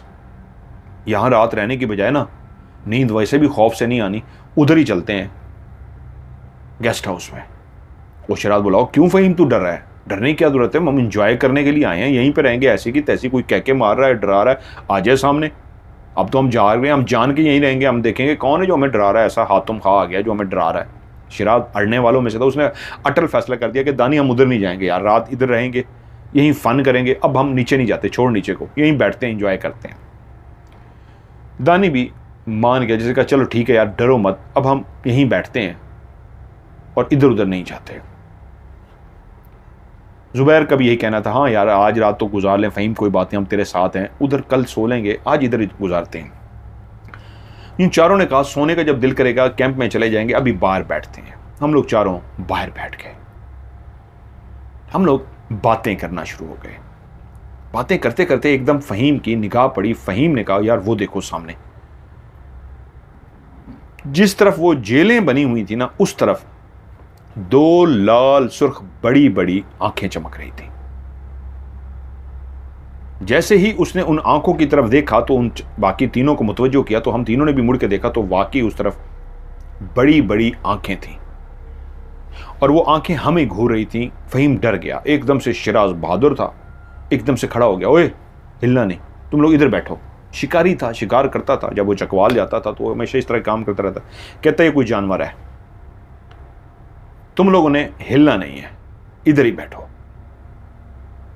वो आहिस्ता से चलता हुआ उस तरफ जाना शुरू हुआ तो दानियाल बोला रुक यार मैं भी तेरे पीछे आता हूँ। उसने कहा नहीं तू रुक, मैं अकेला काफ़ी हूँ इसके लिए, जो भी जानवर है मैं इसको देख लूँगा। लेकिन दानी भी उसके पीछे चल पड़ा, उसने भी टॉर्च हाथ में पकड़ी हुई थी। जानवर जो भी था उसकी आंखें चमक रही थी, लाल सुर्ख अंधेरे में नजर आ रही थी। ये टॉर्च जलाए हुए शिराज आगे और दानी पीछे जा रहा। शिराज ने अपने पिस्तौल को अपने हाथ में पकड़ लिया था कि अगर जानवर है हमला करेगा तो वो गोली चला देगा। जब वो चलते हुए बिल्कुल उसके करीब गया है तो उसने दूर से देख लिया वो काली स्याह बिल्ली थी जिसकी आंखें चमक रही थी। दूर से ही उसने लाइट मार के देखी और जब करीब पहुंच के पता लगा ये बिल्ली है तो शिराज बोला ओ यार ये तो बिल्ली है, एवं डरा दिया हमने। कहा पता नहीं कोई जानवर है इतना बड़ा ये नजर आ रहा है, ये तो बिल्ली है। दानियाल बोला चल छोड़ यार आ जा। उसी वक्त शिराज बोला इसको यहां से तो भगा देना, रात को एवं वो फ़हीम डर जाएगा, तुझे पता तो है बड़ा डरपोक है। उसने फिर से कोई चीज़ उठाने की कोशिश की लेकिन बिल्ली समझ गई कि फिर से कुछ मुझे मारने लगा है। बिल्ली एकदम से हट गई, जैसे डर गई हो, पता लग गई हो कि फिर से कोई चीज़ उठा के मारने लगा है। ये लोग चलते हुए वापस आ गए। बोले कुछ नहीं यार वो बिल्ली थी। फ़हीम बोला यार मुझे तो पता नहीं क्यों दिल की धड़कन तेज़ हो रही है, डर लग रहा है यार, वापस चलो। जुबैर बोला यार कुछ नहीं फ़हीम, रिलैक्स हो, कुछ भी नहीं होता, क्या हो गया है। बातें होती रहीं, टाइम काफ़ी ज़्यादा हो गया, शायद अब सुबह होने के भी करीब थी, नींद सबको आ रही थी, लेकिन फ़हीम की वजह से कोई सो नहीं रहा था। फ़हीम कह रहा था यार सोना नहीं, मुझे डर लगेगा। सुबह के जब करीब होने वाली थी, कह रहा यार अब चलो सोते हैं। हम लोग खैमों में चले गए। शिराज और दानियाल एक खैमे में, दानियाल और फ़हीम एक कहने में। फ़हीम ने कहा अगर मुझे नींद ना आई तो दानियाल ने कहा, ज़ुबैर ने कहा यार तू मुझे जगा दी, कोई मसला हुआ ना तो सो जा। अभी ये चारों जाके सोई थे, फ़हीम जाग रहा था, बाकी तीनों को नींद आ गई थी, काफ़ी ज़्यादा अब जाग चुके थे रात सारी। फ़हीम कहता है कि जैसे ही सोए हैं ना, मुझे आवाज़ आई है कि बाहर जैसे बिल्ली का बच्चा म्याऊं म्याऊं करता है। मैं परेशान कि रात के इस पहर बिल्ली का बच्चा कहां से आ गया जो म्याऊं म्याऊं की आवाज़ निकाल रहा है। मुझे डर लग गया, लेकिन इस बात में मैं अगर उठाता इनको तो ये मेरी बड़ी बेइज्जती करते कि यार बिल्ली के बच्चे पे तू डर रहा है, अगर बिल्ली का बच्चा म्याऊं म्याऊं कर रहा है तो इसमें घबराने वाली क्या बात है, लेटा रहे तू। उसने डर की वजह से किसी को नहीं जगाया कि ये बड़ी बेइज्जती करेंगे।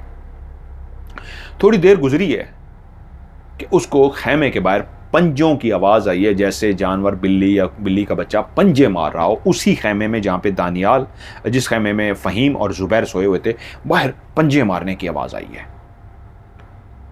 बाहर जैसे उसने पंजे मारने की आवाज़ सुनी है ना, फिर वो डर गया है कि जानवर जो भी है पंजे मार रहा है, ये क्या है।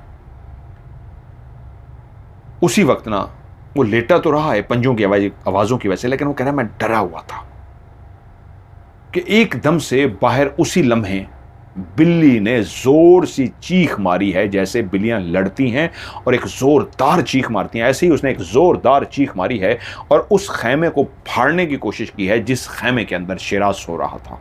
जोरदार चीख के साथ जब उसने खैमे पे पंजा मारा और फाड़ने की कोशिश की है तो शिराज उठ गया है और दानियाल भी उठ गया है। उधर फ़हीम तो पहले ही जागा हुआ था, ज़ुबैर भी उठ गया है। ये जल्दी से खैमे के बाहर तो निकले हैं और बिल्ली वाकई गुस्से से भरी हुई बाहर खड़ी थी। उसने एकदम से हमला करने की कोशिश की, ज़ुबैर की टांग के ऊपर उसने हमला किया, पंजा मारा इतने ज़ोर से। ज़ुबैर अभी जैसे ही बाहर, ज़ुबैर कह रहा हूँ, शिराज की टांग पे इतनी ज़ोर से पंजा मारा, वो खैमे से बाहर निकला ही था कि उसको इतनी ज़ोर से पंजा पड़ा कि बाकायदा उसकी जीन्स जो थी फट गई। इतने ज़ोर से उसने पंजा मारा था, उसको नीचे भी निशान पड़ गए। लेकिन उसी लम्हे उसको पंजा तो पड़ गया। अभी बिल्ली उसके करीब दोबारा हमला करने के लिए आ रही थी, उसने इतनी ज़ोर से उसको लात मारी, उसके लिए शायद वो तैयार नहीं थी। इतनी ज़ोर से उसने उसको लात मारी, बिल्ली बेचारी उड़ती हुई दूर जाके गिरी और नीचे बैठ गया कि देख यार कितने ज़ोर से पंजा मार दिया, जीन्स फाड़ दी है और नीचे भी नाखून पड़ गए। बिल्ली की तरफ लाजमी से बात है, तवज्जो सबकी हट गई और उसके निशान को देखना शुरू हो गए। वो पट्टी बांधो यार, कुछ लगाओ, कुछ ये ना हो जाए, वो ना हो जाए। वैसे भी अब सुबह होने वाली थी, तो वहीं पे ऐसे पट्टी शट्टी के लिए करते हुए कि यार कोई कपड़ा दे दो, इधर रखो, उसको थोड़ा सा खून निकल रहा था कि कोई जरासीम ना लग जाए, क्या करें, अभी तो ये है वो है, जिस तरह का इंजेक्शन लगवाना होता है। ऐसे बातें हो रही। तो ऐसे बातों बातों में ना सुबह के तकरीबन आसार हो गए थे। उजाला जो फैलता है वो उजाला फैलना शुरू हो गया था, यानी सूरज तो अभी निकलने में 15-20 मिनट, आधा घंटा शायद देर था। उजाला हो रहा था, हर चीज़ क्लियर होती जा रही थी कि ज़ुबैर बोला यार सारा मज़ा इस बंदे ने किरकिरा कर दिया है ना, ये इस तरह की हरकतें करे। वो एकदम शिराज ना बिफर गया कि यार तू बकवास बंद नहीं करेगा, क्या कर दिया मैंने मारा उसको। वो फिर से वो तू मैं इस तरह की शुरू हुई कि बिल्ली के ऊपर इस दफ़ा इस तरह तल्ख जुमला कह दिया ज़ुबैर और शिराज ने एक दूसरे को, यहाँ पे बताना ज़रूरी नहीं है। वो इस तरह की गालम गलोच हो गई कि वो दोनों इतने लड़ने के वो हो गए कि हम भी उसके लिए तैयार नहीं थे। उनकी लड़ाई इस तरह बढ़ गई कि शायद वो अक्सर पहले भी इनकी लड़ाई होती थी, लेकिन इस दफ़ा शायद इतनी बढ़ गई। ज़ुबैर फिर भी कंट्रोल में था, लेकिन शिराज बिफर गया था।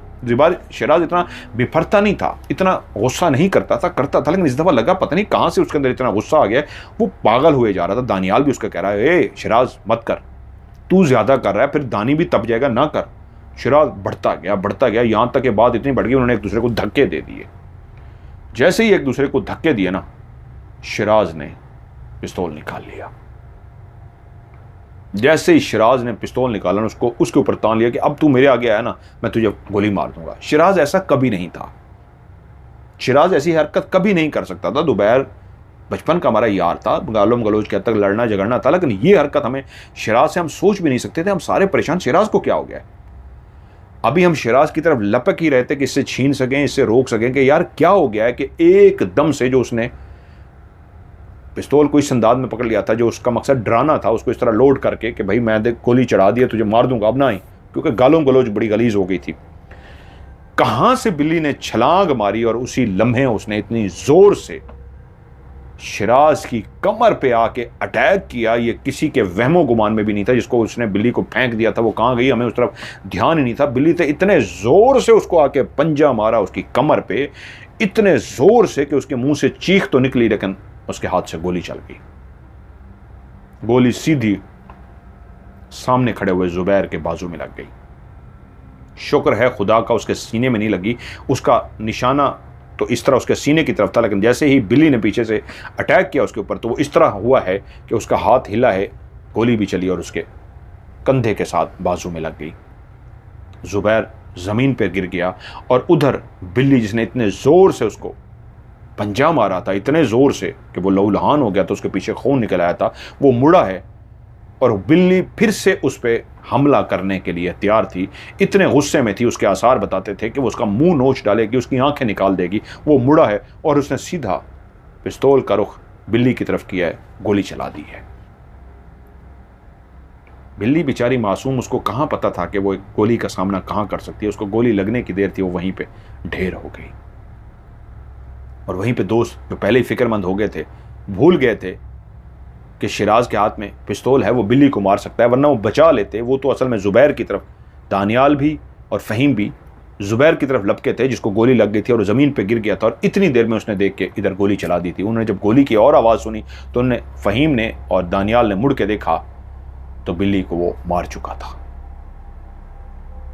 ओए जालिम, ये तूने क्या कर दिया, क्यों मार दिया उस बेजान को? तो वो बोला, मैं इसको ना मारता, ये देख पीछे, वो मुझे फिर मार देती। वहां पे एक ऐसा अजीबो गरीब मंजर पेश हो गया कि किसी को कुछ समझ न लगी। तभी जुबैर ने कहा, शिराज तू मुझे भी गोली मार दे, बिल्ली तुझसे बदला लेके रहेगी। तूने बहुत ज्यादती की, तूने उसके बच्चे को भी मार दिया और तूने अब बिल्ली को भी मार दिया। बहुत गलत किया यार, मार। अब वो गुस्से में नहीं था, अब वो ठंडा हो गया था कि तू यार है ना मेरा, मार, सीने में मार, मुझे सीने में। और शिराज भी एकदम से ऐसे ठंडा हो गया कि ये मैंने क्या किया है। वो गुस्सा गायब हो चुका था और जुबैर उसको लान तान कर रहा था कि मार, सीने में मारना, यार है, मुझे पता तो लगे यार ने मारा है। हम उसके बाजू को थामे होते ताकि उसका खून ना निकल सके। हालात इतने अजीब हो गए थे कि हम सारे परेशान हो गए। खैर जैसे कैसे हमने फौरी तौर पे निकलना था, उसको इमदाद देनी थी और एक खौफनाक मसला हो चुका था। हम वहाँ से फौरी तौर पे जैसे कैसे, एक लंबी कहानी है, रवाना हुए, मान लिया जैसे कैसे पहुँच गए। उसके गोली थी, अब गोली का मामला था, उसमें भी वालिदैन की असर रसूख आ गई। एक पुलिस केस था और डेफिनेटली वो भी यार था, उसको गोली नहीं मारना चाहता था। जैसे वो बिल्ली के बच्चे को नहीं मारना चाहता था, उसको लग गई, ऐसे ही वो उसको भी नहीं मारना चाहता था। बिल्ली के हमले की वजह से उस पर गोली चल गई। खैर वो कहते हैं इसको ज़्यादा ना किएगा। हम पहुँच गए, वापस तो पहुँच गए, लेकिन तकरीबन अभी दानियाल उधर ही था। सारे बहुत परेशान थे, वो ठीक था। जुबैर, गोली तो उसको जो लगी थी वो मतलब बचत हो गई थी। लेकिन तकरीबन ये कोई चौथी रात थी हमें वापस रावलपिंडी पहुंचे हुए कि अगले दिन हमें पता लगा कि रात को एक ऐसा वाकया हो गया जिसने हम सब दोस्तों को हिला कर रख दिया था। शिराज अस्पताल में था, हम सारे परेशान हो गए। अस्पताल पहुंचे तो पता लगा शिराज लहूलुहान है। उसका कहना यह था कि वो बिस्तर पर सोया हुआ था, उसका कमरा अंदर से बंद था, गहरी नींद में था कि एकदम से उसके सीने के ऊपर एक जोरदार पंजा पड़ा। अभी वो गहरी नींद से जागा भी नहीं था कि उस बिल्ली ने ताबड़तोड़ उस पर हमले कर दिए। काली स्याह बिल्ली थी जिसने उस पर इस तरह हमले शुरू कर दिए कि एक पंजा उसने उसके माथे पे मारा जो उसके नाखून को छीलता हुआ, यानी माथे को छीलता हुआ, नाखून नाक को छीलता हुआ, होंठ को छीलता हुआ थोड़ी तक आ गया था, चिन तक। उसने उसको मुंह को जख्मी कर दिया था। शुक्र है उसकी आंखें बच गई थी। और उसके बाद उसने ताबड़तोड़ उस पर इतने हमले किए थे। वो उसको हटा रहा था, गहरी नींद से जागा था, समझ नहीं पाया था, लेकिन बिल्ली ने उसको लहूलुहान कर दिया था। अभी वो बोलने की हालत में नहीं था। हम इंतजार में थे कि बेहतर हो जाए, क्योंकि वो काफी दिन अस्पताल में रहा। और जब वो बोलने की कैफियत में हुआ तो हमने उससे पूछा क्या हुआ है, तो वो बहुत डरा हुआ था और उसने कहा बिल्ली ने जिस तरह मुझ पर हमला किया है उसकी आंखें बहुत खौफनाक थीं और एक बिल्ली इस तरह हमला कैसे कर सकती है। सब परेशान थे, उसके वालिदैन भी परेशान थे कि बिल्ली ने इतना खौफनाक हमला किया था, उसको लहूलुहान कर दिया था। वो बहुत डर गया था। वो शिराज जो शिकारी था, जो बहादुर था, जो डरने वालों में से नहीं था, वो बहुत ज़्यादा डर गया था। खैर वो ठीक तो हो गया अस्पताल से, लेकिन वो अपने कमरे में जाते हुए डरता था, बार बार कहता था मुझे डर लगता है वो रात को फिर आ जाएगी। और जब वो अस्पताल से वापस आया तो अगली रात वो अपने कमरे में चीखें मारता हुआ पाया गया। उसके वालिदैन जाग गए, रिच फैमिली थी, और वो इस तरह दबक के एक कोने में बैठा हुआ था कि उसने अपने आप को बचाया हुआ था जैसे कोई चीज़ उस पर हमला कर रही हो, और वो अपने आप को बचा रहा और चीखें मार रहा। उसकी माँ भागती हुई पहुंची, बाप भागता हुआ पहुंचा, शिराज शिराज क्या हुआ? एक नौजवान लड़का, और वो कह रहा था बचाओ बचाओ, ये मेरे ऊपर हमला कर देगी। माँ ने कहा कुछ भी नहीं है यहाँ पे। तो वो काफ़ी देर डरा रहा, जैसे उसको यकीन ना आ रहा हो। जब माँ ने बहुत ज़्यादा बाप ने यकीन दिलाया तो उसने मुड़ के देखा तो वहाँ पे कोई नहीं था, लेकिन वो डरा रहा। काफ़ी देर लगी उसको नॉर्मल करने में, और उसने बताया कि फिर से वो बिल्ली कमरे में आ गई थी और वो गुर्रा रही थी, मेरे ऊपर हमला कर रही थी। उसके वालिद ने फैसला किया कि जहनी तौर पे दबाव का शिकार है, इसी को किसी अच्छे स्कैट्रिस्ट को दिखाना चाहिए। उसको एक बहुत बड़े स्कैट्रिस्ट के पास लेके गए, उसका इलाज शुरू हो गया, लेकिन अब वो रातों को सोता नहीं था। उसके कमरे में बाप बैठता, माँ बैठती, वो चीखें मारता था। अगर वो अकेला होता था वो चीखें मारता था। उसकी जहनी हालत अजीब हो गई थी। हम दोस्त भी उससे मिलने जाते थे, वो चुप रहता था, अजीब सा हो गया था वो। शिराज लगता ही नहीं था, जैसे कोई एक बदला हुआ इंसान, घबराया हुआ, खौफजदा इंसान, हर वक्त खौफजदा। हम उससे बहुत ज़्यादा पूछते तो जस्ट चंद जुमले बोलता कि वो मुझे मार डालेगी, बस इतना जुमले कहता है, यार वो मुझे मार डालेगी, ये वही बिल्ली है, मैं जानता हूँ ये वही बिल्ली है, मुझे मार डालेगी, यार मुझे मार डालेगी। दानियाल ने वापस जाना था, लेकिन अब वो रुक गया था। एक दोस्त की हालत ख़राब थी, उसने अपनी फ़्लाइट आगे करवा दी थी टिकट को, और वो एक ही जुमला कहता था, वो मुझे मार डालेगी, वो मुझे मार डालेगी। हम दोस्त भरपूर कोशिश कर रहे थे, वालिदैन को सारी बात बता चुके थे क्योंकि उसको गोली लगी थी ज़ुबैर को, मामला बड़ा खौफनाक हुआ था, बता चुके थे कि कैसे इसने पत्थर मारा, जो मारना मकसद नहीं था, लेकिन बच्चा मर गया, फिर इसने बिल्ली इस पर हमला किया, इसने बिल्ली को मार दिया, और सारी बात उनको पता थी। स्कैट्रिस्ट को भी बता दी गई थी। उन्होंने कहा था, उनका कहना यह था कि बाद दफ़ा इंसान के दिमाग में, लाशऊर में ये बातें इतना बैठ जाती हैं, वो डर जाता है। वो ट्रीटमेंट कर रहे थे, लेकिन शिराज की हालत ख़राब से ख़राब होती जा रही थी। शिराज वो रातों को चीखता था। अगर वो अकेला होता था वो सो नहीं सकता था, अगर उसके कमरे में माँ या बाप या कोई बैठा रहता तो तब वो सो जाता था, वरना वो चीखें मारता था। एक रात माँ उसके कमरे में बैठी हुई थी और माँ ने जाग रही थी। माँ ने देखा कि शिराज गहरी नींद सो रहा है, कि सोते हुए एकदम से माँ ने एक आवाज़ सुनी है, जो एक गुर्राहट की आवाज़ थी, जो एक बिल्ली की गुर्राहट होती है। और माँ चौंकी है, वो कहती है मुझे भी हल्की सी नींद आने लगी थी, मैं चौंकी हूँ, ये बिल्ली कहाँ से गुर्राई है। और बिल्ली की मैंने जैसे ही गुर्राहट सुनी है तो एकदम मेरी आंखों के सामने उसने जो रज़ाई ली हुई थी, उस रज़ाई के ऊपर मुझे नज़र कुछ नहीं आया, जैसे किसने रज़ाई को खींचा हो, बाकायदा शिराज के ऊपर से रज़ाई को किसने खींच लिया था। माँ कहती है मैंने ये अपनी आंखों से देखा है। और उसके बाद शिराज ने अपने मुंह को बचाना शुरू कर दिया, चीखना शुरू कर दिया, कोई चीज़ उस पर हमला कर रही थी। उसकी माँ पहली दफ़ा डरी, जैसे चीख की आवाज़ भी उसने बिल्ली की सुनी और रज़ाई को हटाते हुए भी उसने देखा था। और फिर वो बेटे पे झुक गई, क्या हुआ क्या हुआ। और उस वक्त वो जो हमला उस पर हुआ था जैसे रुक सा गया हो, जैसे कोई ना नज़र आने वाली ताकत माँ के बीच में आने की वजह से रुक गई हो। कुछ देर वो इस तरह झटके मारता रहा, लेकिन माँ ने उसको संभाल लिया, गले लगा लिया।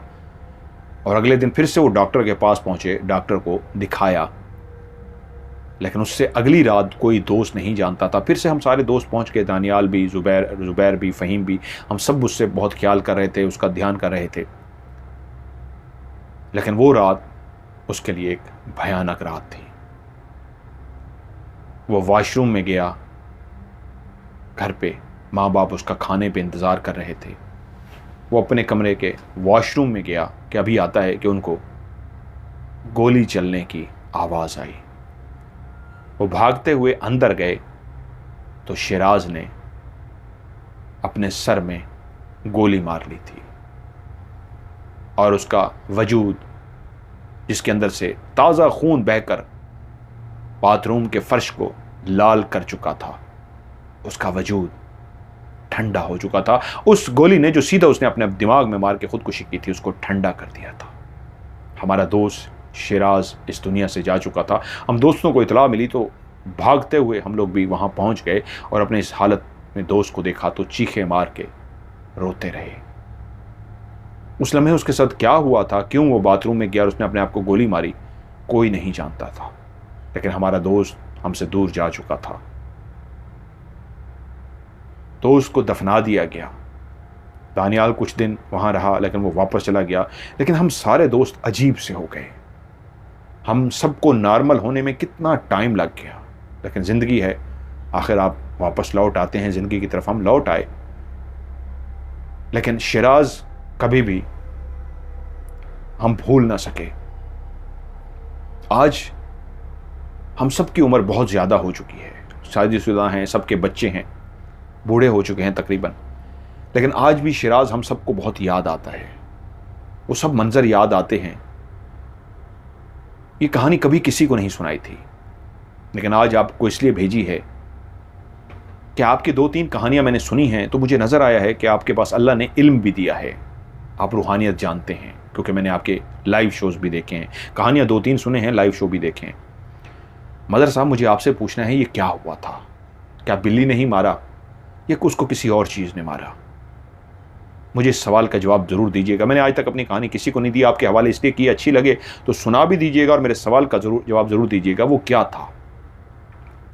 जैसे आपने कहा कुछ चीज़ें मैंने उसमें से नहीं बताई, स्किप कर दी आपके कहने के मुताबिक, लेकिन आपका सवाल का जवाब ये है, बिल्ली कभी हमला नहीं कर सकती जब बिल्ली मर जाए। क्योंकि मैं एक ज़ाहिरी सी बात कर सकता हूँ, इस पे मेरे सामने तो कुछ भी नहीं है। जब बिल्ली मर जाए तो उसके बाद बिल्ली हमला नहीं कर सकती। याद रखिएगा, बहुत सारी मखलूक़ात जो रूप धार सकती हैं, जिस तरह जिनको जिन्नात कहते हैं, काला सांप, काली बिल्ली, काला कुत्ता, ये इनके 3 काला सांप, काली बिल्ली, काला कुत्ता, ये इनके 3 फेवरेट रूप हैं। काली बिल्ली थी और उसका बच्चा उसके साथ खेल रहे थे। उस बच्चे को मारा जो उसका मकसद नहीं था, वो तो कहानी में भी सबको समझ आ गया, लेकिन बाद में जब उसने बिल्ली को मार दिया, उसकी माँ ने भी बिल्ली की गुराहट सुनी। तो मकसद गुराहट, अगर वो मखलूक वहाँ मौजूद थी जो नज़र नहीं आ रही थी, बिल्ली की गुराहट इसलिए निकाली गई कि माँ को भी बताया जा सके कि जिस रूप में वो थे उसी रूप की आवाज़ निकाल के वो बदला लेने आए हैं। जिन्नात जब सांप के रूप में हो, कुत्ते के रूप में हो, बिल्ली के रूप में हो, इस रूप में अगर आप उनको मार दें तो वो मर जाते हैं। ये याद रखिएगा। इसलिए कहते हैं कभी भी किसी जानवर को मारने से पहले उसको पहले आप वार्निंग दो, उसको कहो मत मारो। सांप की बात करूं, कुत्ता बिल्ली को तो वैसे नहीं मारना चाहिए, वो तो गुनाह है, शदीद गुनाह है। सांप को भी आप इस नीयत से मार रहे हैं कि कहीं मुझे डस ना ले, तो पहले उसको कहो तुम्हें हज़रत सुलेमान अलैहिस्सलाम का वास्ता, तुम्हें हज़रत नूह अलैहिस्सलाम का वास्ता, अगर तुम किसी भी रूप में हो तो यहाँ से चले जाओ। बार बार बार बार मुझसे कहो, लेकिन कोशिश करो उसको जाने दो, उसको मारो मत, जब तक के आखिर लम्हा ना आ पहुंचे कि या वो मुझे मार देगा या मैं उसको मार दूंगा। वो तो अपनी जान बचाना फ़र्ज़ है, वैसे कतन मत मारो। हो सकता है वो जो बिल्ली थी वो किसी रूप में थी, वरना बिल्ली मर जाए तो बिल्ली आपसे बदला नहीं लेती। सांप क्यों बदला लेता है? वो अक्सर जो सांप वापस आके बदला लेते हैं, वो उसके कई 2 रीज़न हैं। एक तो वो रूप धारे हुए होते हैं, जिन्नात जो सांप का रूप धार के होते हैं, आप उनको मार देते हैं तो वो आपसे बदला लेते हैं। बहरहाल मुख्तसर करता हूँ, लंबा हो जाएगा। उस बिल्ली ने उससे बदला नहीं लगा, एक मखलूक जिसने बिल्ली का रूप धारा हुआ था, क्योंकि बिल्ली तो मर गई थी, तो आप तो किला ड्रावड़ से रावलपिंडी पहुंच गए। इतना लंबा सफ़र करके कैसे बिल्ली आ सकती है? अगर जिंदा भी थी तो वो तो गोली लगते ही मर गई, आप लोगों ने तस्दीक कर दी कि मर गई थी, तो फिर वो वैसे मरी हुई तो जिंदा नहीं हो सकती। और दूसरा, अगर जिंदा बच भी गई मिसाल के तौर पर, किसी ने उसकी गोली निकाल के इलाज करा लिया, तो रावलपिंडी कैसे आ गई? इसका मतलब यह है कि वो बिल्ली नहीं थी, रूप धारे हुए एक और मखलूक थी, जिसको उसने पहले बच्चे को मारा और बाद में उसको मार दिया, तो उसने उससे बदला लिया। इसलिए जो आपने कहानी भेजी है, मैं भी आपका मैसेज सबको कन्वे कर देता हूँ, सब मैसेज पहुँचा देता हूँ। खुदारा कभी भी किसी भी जानवर को इस तरह मारने की कोशिश मत किया करें, चाहे कुत्ता हो, चाहे बिल्ली हो, चाहे सांप हो, कोई भी जानवर हो, उसको मारें मत। कोशिश करें वो वहाँ से चला जाए अगर आपको जान का ख़तरा भी हो। नहीं तो आप नहीं जानते, अगर वो रूप धारे हुए नहीं भी है, सिर्फ जानवर है, तो भी आपने जुर्म किया है, और इसको कहते हैं कारमा। ये कर्मा है। अगर आप किसी जानवर के साथ बुरा करेंगे तो हो सकता है ज़िंदगी आपके साथ भी बुरा करे। तो ऐसा कर्मा मत करें कि आपकी ज़ात से किसी जानवर को, आपकी ज़ात से किसी इंसान को तकलीफ़ हो। इससे परहेज़ करें। अपनी ज़ात से ना सिर्फ इंसान बल्कि जानवरों को भी तकलीफ देने से परहेज करें, वरना कर्मा है आपको भी तकलीफ ज़रूर पहुंचेगी। और अगर वो किसी और रूप में हुए तो आप इस कहानी से ही सबक ले सकते हैं फिर आपके साथ क्या हो सकता है। आज की वीडियो को लाइक कीजिएगा, दोस्तों के साथ शेयर कीजिएगा। आपको कहानी कैसे लगी कमेंट्स में ज़रूर बताइएगा।